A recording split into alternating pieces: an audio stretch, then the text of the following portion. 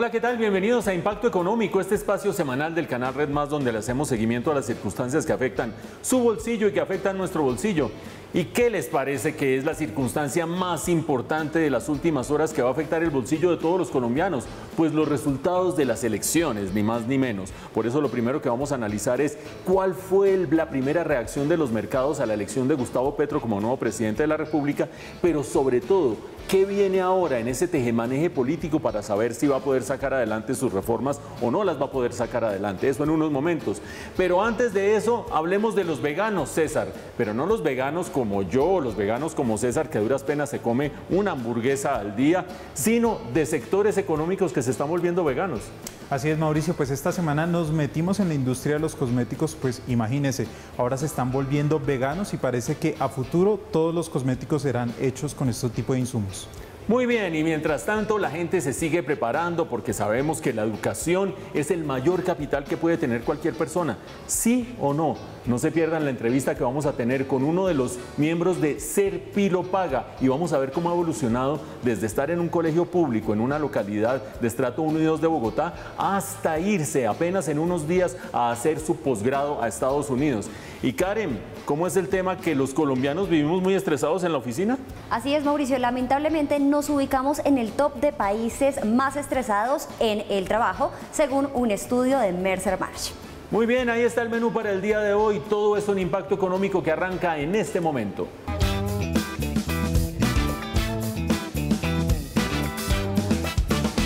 Y después de toda la tensión que estábamos viviendo por el tema electoral, por fin los colombianos sabemos quién es nuestro presidente.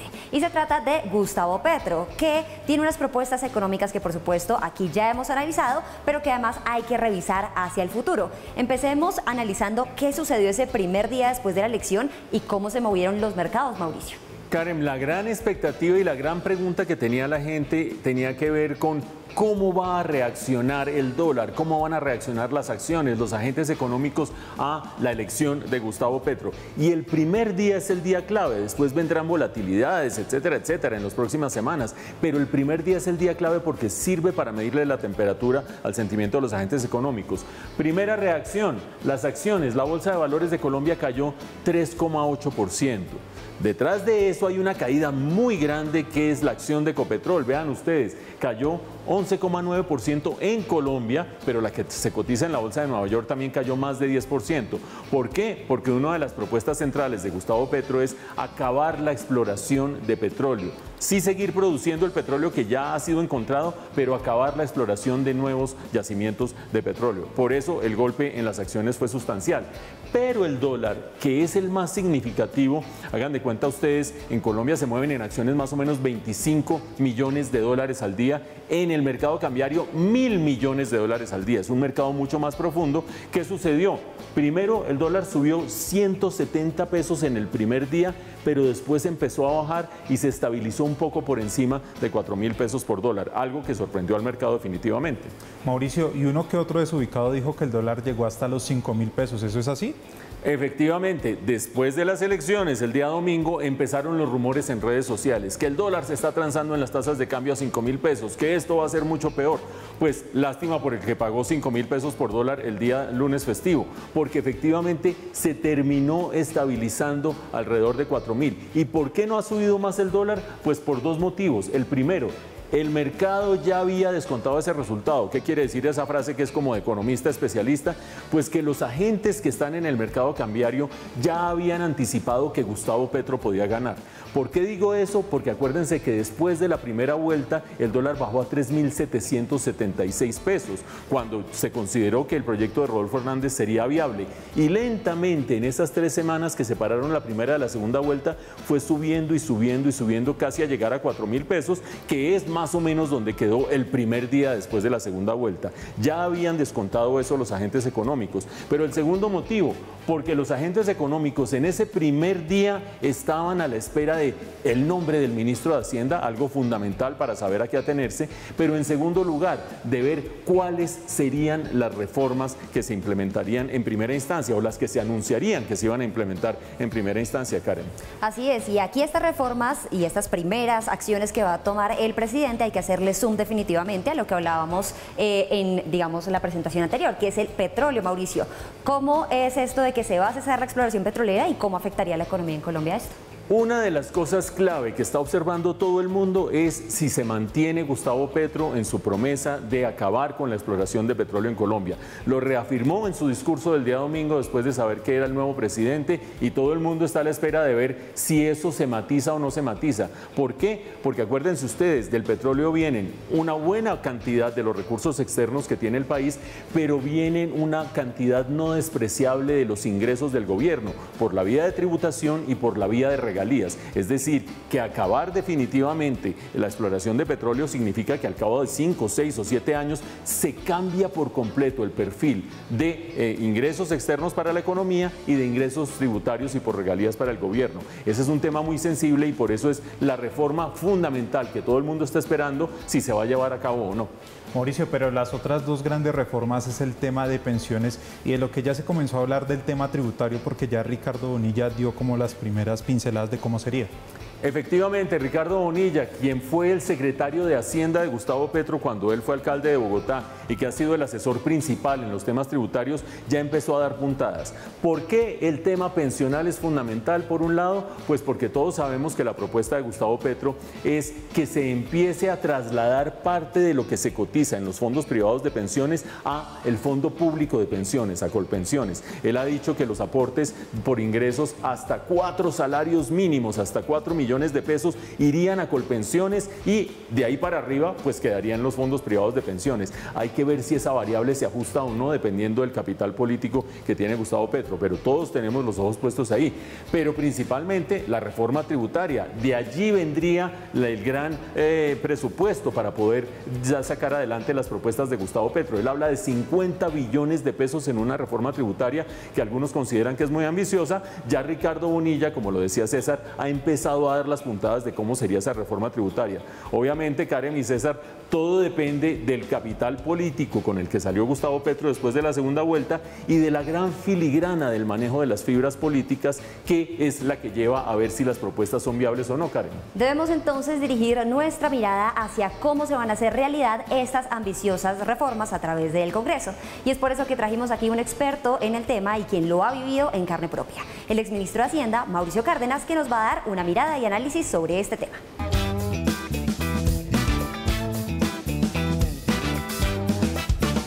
Pues sí, Karen, justamente para ver cómo va a ser el equilibrio entre el capital político relativo que tiene Gustavo Petro en el Congreso y la necesidad de pasar estas reformas, tenemos con nosotros a un experto en tratar de pasar reformas, algunas con éxito, otras de alguna manera las tuvo que ajustar en el Congreso. Estamos hablando del exministro de Hacienda y exministro de otras carteras, Mauricio Cárdenas. Mauricio, bienvenido a Impacto Económico. Muchas gracias, Mauricio. Complacido siempre dialogar con usted. Bueno, tenemos en este momento una balanza, en un plato de la balanza unas aspiraciones muy grandes del programa de Gustavo Petro, pero en el otro plato de la balanza una realidad, la realidad que dictó el 13 de marzo la composición del Senado y de la Cámara y por otra parte la realidad que dictó en las elecciones del domingo la votación de los colombianos, dejando un poco más de 47% de antipetrismo y si le sumamos los blancos quizás un poco más de 48% antipetrismo. ¿Cómo visualiza usted la posibilidad de pasar ambiciosas reformas en un Congreso compuesto de esa manera? Bueno, yo creo que ya vamos a pasar de la política aspiracional, la política de la ideología, la política de las grandes, tesis, a la política de la práctica, la política real. Esa es la transición, digamos, que se va a dar en los próximos días y semanas. Y en esa política real hay un hecho ineludible, y es que Gustavo Petro y el pacto histórico, su partido político, pues no tienen hoy las mayorías en el Congreso de la República. Hablemos por ahora solo del Senado. El Senado tiene 108 curules, el pacto histórico tiene 20. Sumémosle 13, y aquí ya hay un supuesto, del Partido Verde y la Coalición de la Esperanza. Sumémosle 5 del Partido de los Comunes. Sumémosle 2 que son de AICO y MAIS. Eso da 40. 40 de 108 no es una mayoría. La mayoría requiere 55, faltan 15. Entonces, ¿cuál va a ser esa primera coalición? ¿Será el Partido Liberal? ¿Será el Partido de la U? cuáles van a declararse en oposición y cuáles van a dejar en libertad a sus miembros de votar los proyectos de ley que presente el Ejecutivo. No lo sabemos todavía, pero falta armar una coalición. Y la coalición en el Congreso, pues obviamente se va a reflejar también en la composición del gobierno. Esas mayorías se pueden lograr, usted que ha estado sobre el terreno y en la práctica, se pueden lograr persuadiendo a través de cargos públicos o de algún tipo de afinidad ideológica o cosas de ese estilo, o reduciendo la ambición de las reformas que se quieren pasar en el Congreso. ¿Cuál de las dos variables de ajuste podemos anticipar que se puede dar? Será la conformación de un gran acuerdo nacional, es decir, yo creo que lo que genera mayorías y lo que permite hacer una coalición es que haya unas ideas, unos planteamientos, unas propuestas, lo cual quiere decir que no será lo que propuso el candidato Petro, sino lo que plantee que se va a hacer como parte de ese gran acuerdo nacional por parte del Ejecutivo. Va a haber una diferencia entre propuestas, campaña y hoy el trabajo ya de gobierno. Entonces, ¿qué creo yo? Que será una negociación sobre hasta dónde van algunas de las tesis que originalmente planteó el candidato Petro. ¿Qué pasa en la parte tributaria? ¿Qué pasa en la parte pensional? ¿Si se va a cambiar el sistema de salud? Todos esos son los temas que se tendrán que discutir en ese gran acuerdo nacional. Yo creo que mientras más rápido se inicie la conversación del gran acuerdo nacional, más fácil va a ser que se logre la coalición para que se sumen los votos que se requieren para que el gobierno tenga cómo aprobar los proyectos de ley en el Congreso. Son temas que harán parte de esa negociación de un acuerdo nacional que en el ámbito de la política definirá los lineamientos de la política económica del próximo gobierno. Y para ayudarnos a entenderlo, hemos tenido con nosotros al exministro de Hacienda, Mauricio Cárdenas. Gracias, Mauricio, por haber estado en Impacto Económico. Gracias a usted, Mauricio, por la invitación. El trabajo es algo que hay que agradecer, dignifica, enaltece y nos da que comer, pero a veces uno como que se estresa mucho en el trabajo. César, ¿qué tanto se estresa usted en el trabajo? Uy, Mauricio, en el periodismo hay días de días y más cuando hay una elección presidencial, son días bien estresantes. Pero Karen, ¿cómo están los colombianos? ¿Están muy estresados? Bueno, César, usted no es el único que se estresa. De hecho, 3 de cada 5 colombianos experimentan algún punto de estrés durante su día laboral. Los colombianos entre los trabajadores más estresados del mundo, nos revela la nota de Karen.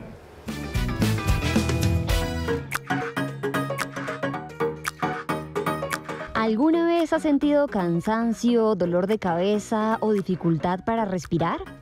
Estos son algunos síntomas del estrés. Y aunque parezca que usted es el único que sufre de esta manera, un estudio podría revelar todo lo contrario. 3 de cada 5 trabajadores en Colombia dicen sentirse al menos un poco estresados todos los días durante su actividad laboral. Así lo reveló un estudio de la firma Mercer Marsh, en el que participaron más de 14.000 empleados en todo el mundo y más de 1.000 empleados en Colombia. Según este estudio a nivel global, el porcentaje de empleados que dijeron sentirse extremadamente, muy o algo estresados a diario es del 50%. En Latinoamérica ese porcentaje se ubica en 56%. Y en Colombia es del 57%. Es decir, este estudio ubica a Colombia en lo más alto del ranking de países con personas sufriendo de estrés laboral. ¿Existe un solo factor que cause que los colombianos seamos los más estresados? Al respecto nos cuenta Ariel Almazán, director para Latinoamérica en Salud y Bienestar de Marsh, la empresa que lideró este estudio. Es un tema multifactorial, no hay una razón específica de por qué pudiera ser o no ser uno de los países detectados con el más alto nivel. ¿Qué puede jugar o qué puede estar dentro de las variables? Los esquemas de trabajo, la flexibilidad de las mismas compañías, los nuevos modelos o las nuevas estructuras organizacionales que deben de estar debidamente alineadas a las condiciones actuales de la población, a las necesidades que presentan. Existe un mix entre todos estos factores. De allí la importancia de desarrollar estrategias que permitan mitigar este fenómeno. El 54% de los empleados encuestados que tienen acceso a los beneficios de salud mental a través de su lugar de trabajo dijeron que es menos probable que abandonen la empresa frente al 34% de los que no tienen este tipo de beneficios. ¿Qué pueden hacer las empresas para brindar el apoyo que sus colaboradores necesitan? Es importante que las organizaciones hagan una identificación de las condiciones de bienestar, bienestar integral, no solamente bienestar emocional, sino bienestar integral en la que está hoy inmersa la población trabajadora. Y a partir de ahí generar toda una serie de iniciativas orientadas a la prevención, a la promoción, a la educación. Hoy una herramienta muy valiosa que tiene Colombia es el reconocimiento de factores de riesgo psicosocial que permite entender condiciones intralaborales y extralaborales que pueden estar directamente relacionadas con problemas de salud mental. Estas estrategias pueden incluir que las personas se tomen tiempo libre para viajar o también para realizar rituales diarios, como hacer ejercicio todos los días, tomarse un tiempo de descanso para orar o también para meditar. La mayoría de los empleados en Colombia están abiertos a nuevas soluciones y quieren aplicaciones y dispositivos que los ayuden a encontrar atención médica y a chatear por video o enviar mensajes de texto a su médico. Así que si usted es una empresa que busca mejorar la salud mental de sus trabajadores, estas opciones podrían ser un buen inicio.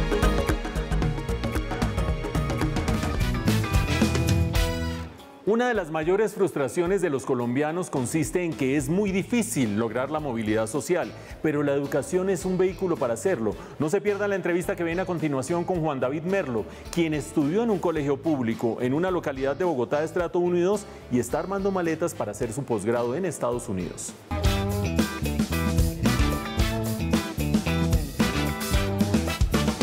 En Impacto Económico estamos como siempre con los protagonistas de la economía colombiana y un protagonista obvio es el capital humano, la formación de capital humano y las políticas públicas que ayudan a formar el capital humano y sobre todo la educación como factor de movilidad social. Todas esas ideas genéricas y abstractas aterrizan en una historia. Bienvenido, Juan David Merlo. Muchas gracias, Mauricio. Muchas gracias a todos. Bueno, Juan David, ¿qué vas a estar haciendo el día 22 de agosto de este año? Estaré empezando mi maestría con una beca Fulbright en la Universidad de Duke en los Estados Unidos. ¿Empezando una maestría en ingeniería ambiental? No, yo soy ingeniero ambiental y empezaré mi maestría en política pública. Política pública en la Universidad de Duke en Estados Unidos con una beca Fulbright. Y quiero que nos devolvamos un poco a dónde estudiaste la primaria y el bachillerato y cómo fue ese entorno. Claro, yo estudié mi primaria y mi bachillerato toda mi vida secundaria en el Colegio La Aurora, un colegio público en la localidad de Usme, y gracias a la beca Serpilo Paga pude acceder a educación superior y estudié ingeniería ambiental en la Universidad de los Andes. Para quienes nos siguen de fuera de Bogotá, recordemos que la localidad de Usme es una localidad inmensa de Bogotá que tiene unos colegios públicos, por supuesto, pero sobre todo es una localidad que no se caracteriza por tener, digamos, un ingreso per cápita muy alto dentro de la ciudad. ¿Me equivoco? Exacto. Es una localidad de estrato socioeconómico 1 y 2 en su mayoría y el 70% es rural, algo que no es muy común en Bogotá. ¿Cómo fue en el Colegio La Aurora la educación y cómo fue ganar la opción de Serpilo Paga? Claro, entonces yo me gradué del Colegio La Aurora en el año 2014. Ese año se anunció por primera vez el programa Serpilo Paga, donde 10.000 estudiantes que cumplieran con un puntaje del CISBEN iban a poder ingresar con todo pago y con un costo semestral, digamos, con un estipendio semestral a las mejores universidades del país. Entonces, cuando presenté mi examen ICFES, porque ese es uno de los criterios de selección, era uno de los criterios de selección, pues llegaron los resultados y el mensaje grande fue como: eres un posible candidato a Serpilo Paga, postúlate a la institución de educación superior que quieras y empieza el proceso. Me postulé a la Universidad de los Andes, y empecé a estudiar ingeniería ambiental en el año 2015. No dejemos todavía el Colegio La Aurora. ¿Cómo caracterizarías la educación en el Colegio La Aurora, sabiendo que es parte de tu capital humano y que por lo tanto estás muy agradecido, pero también eres objetivo? ¿Cómo calificarías la educación en el Colegio La Aurora? Cuando entré a la Universidad de los Andes y me enfrenté con lo que debía supuestamente saber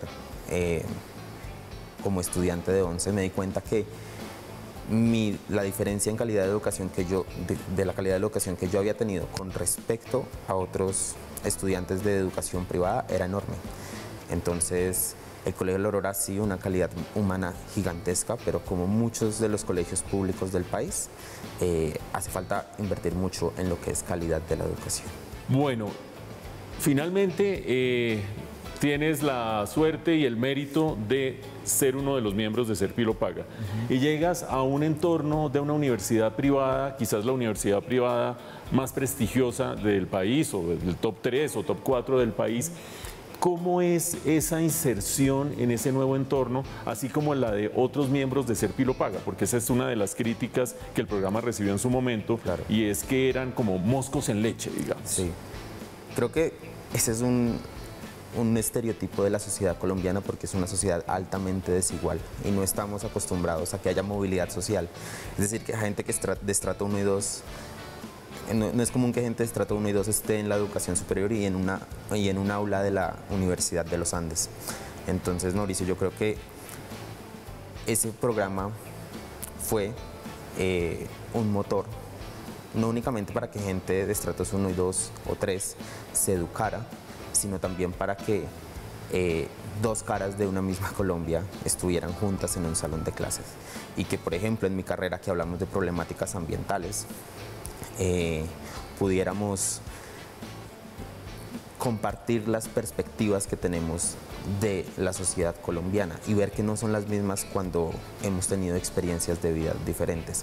La Universidad de los Andes acertó mucho en cómo vincular a los estudiantes de Ser Pilo Paga, desde materia educativa, ¿no? Más refuerzo, también oportunidades económicas, distintos subsidios, y digamos, por primera vez pudimos darnos cuenta cómo conviven dos Colombias en un salón de clases y que no hay nada malo de ello. Habrá gente que dice, bueno, claro, el beneficio es privado, personal, entonces se habla desde el beneficio personal. Sin embargo, saliste a trabajar en la administración pública, vas a estudiar políticas públicas, pero tienes además en la localidad de Usme un proyecto de danza que se llama Proyección Latina. 2 palabras sobre Proyección Latina para entender el impacto comunitario de una persona feliz como tú.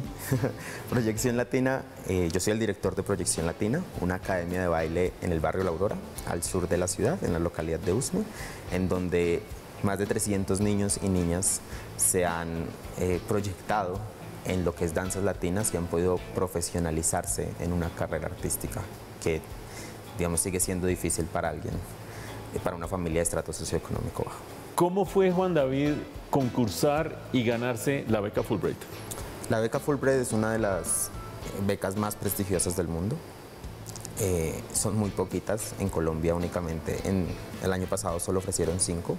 Yo fui seleccionado como uno de los 5 becarios Fulbright. Es para educarse en Estados Unidos. ¿Y cómo fue el proceso? En realidad fue un proceso bastante...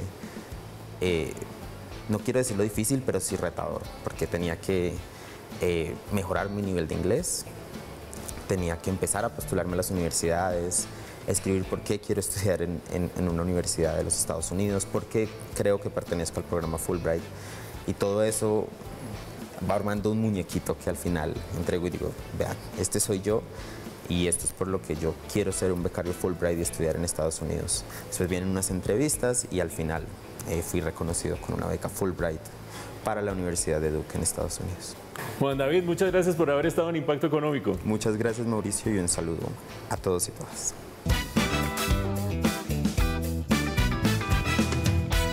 Los consumidores son cada vez más conscientes de lo que compran y algunas personas dicen, yo no voy a comprar nada que haya significado ni productos animales ni haberlo usado en animales.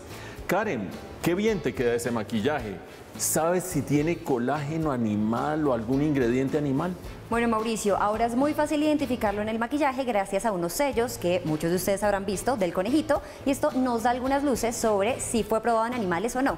Pero César es el que tiene más información al respecto. Así es, Karen, pues la industria de los cosméticos va a migrar a ser totalmente vegana. ¿Y qué quiere decir esto? Primero, que no tenga ningún insumo de tipo animal y que no sea testeado en animales.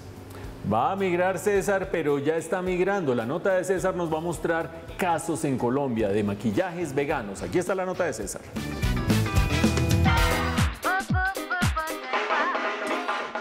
No solo las personas se vuelven veganas por convicción, ahora también lo hace la industria de los cosméticos, que busca usar insumos libres de ingredientes o derivados de origen animal como colágeno, gelatina, miel, entre otros. Y otra de las condiciones importantes es que sean cruelty free, es decir, que no sean probados en animales. Pero el impacto no solo está relacionado con la concientización, pues los productos de este estilo afectan en menor medida al usuario. Todas las industrias de cosméticos estamos cambiando las materias primas convencionales, que además con el tiempo sí generan afectaciones en la piel, por producciones veganas, que quiere decir que no trae nada, ni las materias primas ni empaques, nada derivado de los animales. El crecimiento del mercado de estos productos se estima sería del 6% entre 2019 y 2023, y en Estados Unidos se calcula que el mercado de los cosméticos veganos se valorará para el año 2025 en más de 3.160 millones de dólares. Por eso, para las empresas es un cambio necesario en la industria. Queremos productos más saludables. Hoy en día tenemos muchas alergias, los productos tienden a ser más agresivos con nuestra piel, entonces queremos soluciones del maquillaje, que es algo que las mujeres amamos, tenga beneficios de componentes naturales y adicional, porque ya está comprobado que el uso continuo de parabenos o de componentes con demasiados químicos en la piel sí puede llegar a causar afectaciones como manchas, cáncer en la piel. Y es que la industria de los cosméticos es una de las que poco a poco se reactiva tras la pandemia, luego de que se levantaran varias de las medidas sanitarias como el uso del tapabocas, y ahora todo apunta al uso de insumos menos agresivos con el medio ambiente. Estamos ayudando con la huella de carbón, estamos ayudando con empaques ecológicos, estamos ayudando a que los animales no terminen siendo los perjudicados. Y es que hay alternativas de todo tipo para presentar cosméticos de más calidad y con insumos que reemplacen a los tradicionales. Por ejemplo, en Colombia, según la Cámara de Comercio de Bogotá, el uso del cannabis como insumo de estos productos aumentó en un 65%, abriendo el abanico de alternativas en estos productos.